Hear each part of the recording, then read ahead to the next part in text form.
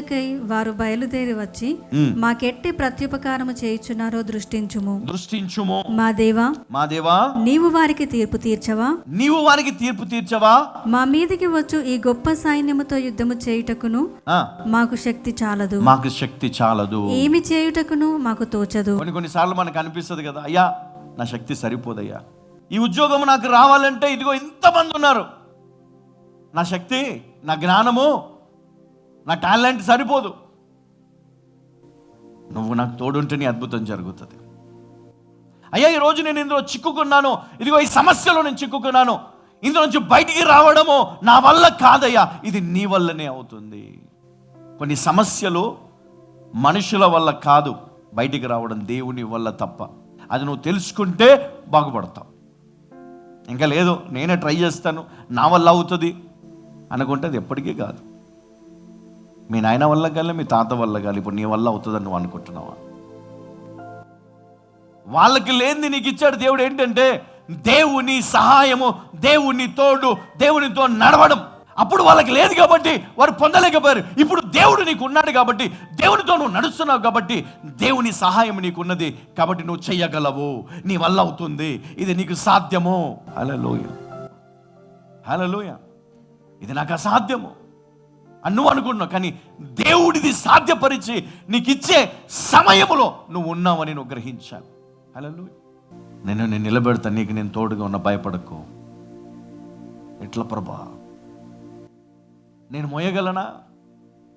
ఇది నా వల్ల అవుతుందా? మనిషిగా అయితే కాదండి,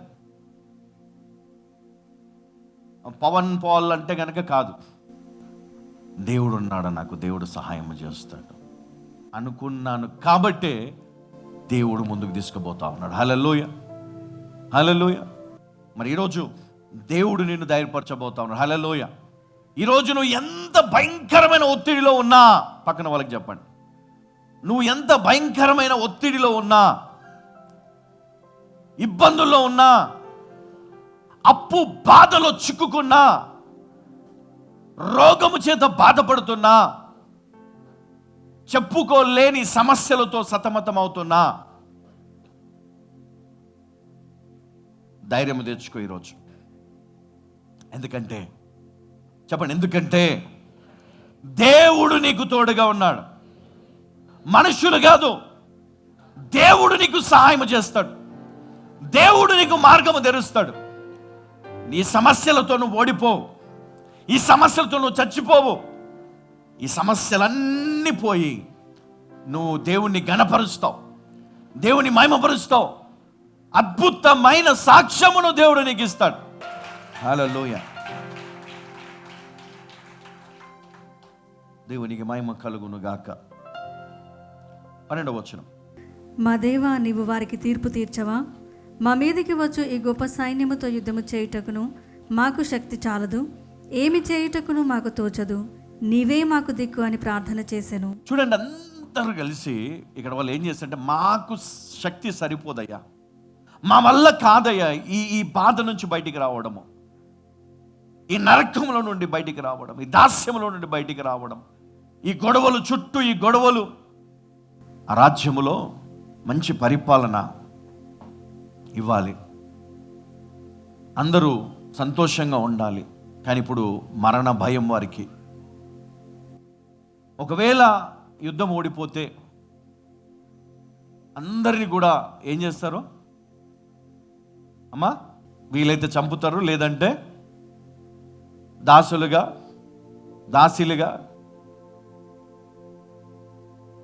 పూర్తిగా వారు దాస్యంలోనికి వెళ్ళిపోతారు. మరి అలాంటి పరిస్థితి రాబోతుంది వాళ్ళకి. కానీ వారు చేసిన ప్రార్థన తగ్గించుకున్నారు. అయ్యా మా శక్తి సరిపోదు. ఏమన్నారమ్మా? మా మీదికి వచ్చు ఈ గొప్ప సైన్యముతో యుద్ధము చేయుటకును మాకు శక్తి చాలదు. ఏమి చేయుటకును మాకు తోచదు. నీవే మాకు దిక్కు అని ప్రార్థన చేశాను. నువ్వు ఈ ప్రార్థన ఎప్పుడైనా చేసావా అమ్మా? మీరు ఎప్పుడైనా ఈ ప్రార్థన చేశారా?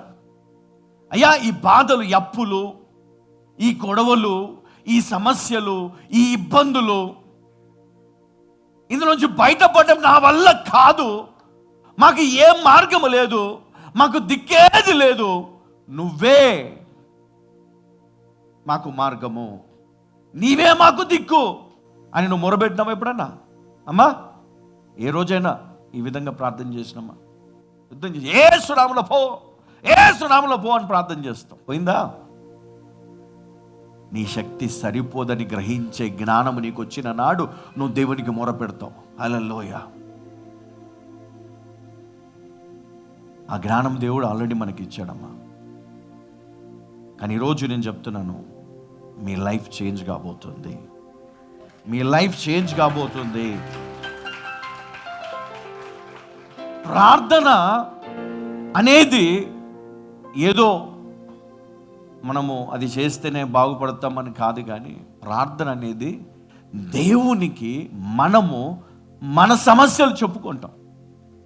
ప్రార్థన అంటే దేవునితో నువ్వు డైరెక్ట్గా మాట్లాడడం. నువ్వు ఇక్కడ కళ్ళు మూసుకుంటే దేవుని ముందు నువ్వు కళ్ళు తెరిచి ఆయనకు చెప్పుకోవాలని నీకున్నటువంటి అవసరతలు, నీ బాధలు, నీ ఇబ్బందులన్నీ కూడా. హల్లెలూయా, హల్లెలూయా. చూడండి, ఇప్పుడు వీళ్ళు ఏమని ప్రార్థన చేశారు? అక్కడ నిలబడి యేసు నామములో ఈ శత్రువులందరూ పారిపోవను కాక అని ప్రార్థన చేశారా? ఏం చేశారంట? పరిగెత్తి దేవుని మందిరంలో ఉపవాసం ఉండి తమను తాము తగ్గించుకొని కన్నీరు విడుస్తూ, అయ్యా నీవే మాకు దిక్కయ్యా, వేరే మార్గము లేదు, వేరే ఏ మార్గము లేదు, వేరే ఆలోచన ఏమీ లేదు, మాకు నీవే సహాయం. అప్పుడు కదా దేవుడు నీకు సహాయం చేయడం మొదలు పెడతాడు. హల్లెలూయా. నీకు ఇప్పుడు చాలా దిక్కులు ఉండొచ్చు కదా, ఇటు అటు అటు ఇటు చాలా చాలా మార్గాలు.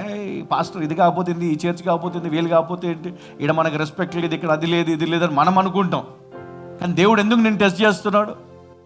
నిన్ను ప్రమోట్ చేద్దాం అనుకుంటే నువ్వేమో నీ చేతులారా నువ్వే ఆ టెస్ట్లో ఫెయిల్ అయినావు. 100% ఫెయిల్. అందుకే ఇక మీదట అనేది డౌన్ఫాల్ మొదలైంది. ఏం మొదలైంది? కింద పడిపోవడం స్టార్ట్ అయింది. అదే ఈరోజు గనక నీ తప్పు నువ్వు గ్రహించి దేవుని నువ్వు అర్థము చేసుకొని దేవుని మందిరానికి ఉన్నటువంటి ఆ శక్తిని నువ్వు తెలుసుకోగలిగితే ఈ రోజు నుండి నీ ఎదుగుదల మొదలవుతుంది. హల్లెలూయా, హల్లెలూయా. నీ ఎదుగుదల మొదలవుతుంది ఈ రోజు నుండి కదా. ఎవరైతే దేవునికి వ్యతిరేకంగా ఉంటారో వాళ్ళది డౌన్ఫాల్, ఎవరైతే దేవునికి లోబడతారో వాళ్ళదే గ్రోత్ మొదలవుతుంది. అన్ని విషయాల్లో చిన్న చిన్న విషయాలను సహించలేని నీవు దేవుని సేవను చేయగలవా? తగ్గించుకోలేని నీ విశ్వాసము ఎంతవరకు దేవుడు యాక్సెప్ట్ చేస్తాడమ్మా? చెప్పాలా? తగ్గింపు ఉండాలా, మనకి ఓపిక ఉండాలా, ఓదార్పు నిచ్చువాడు ఆయనే, ధైర్యపరచువాడు ఆయనే, సైన్యములను నీకు తోడుగా పంపేవాడు ఆయనే. హల్లెలూయా.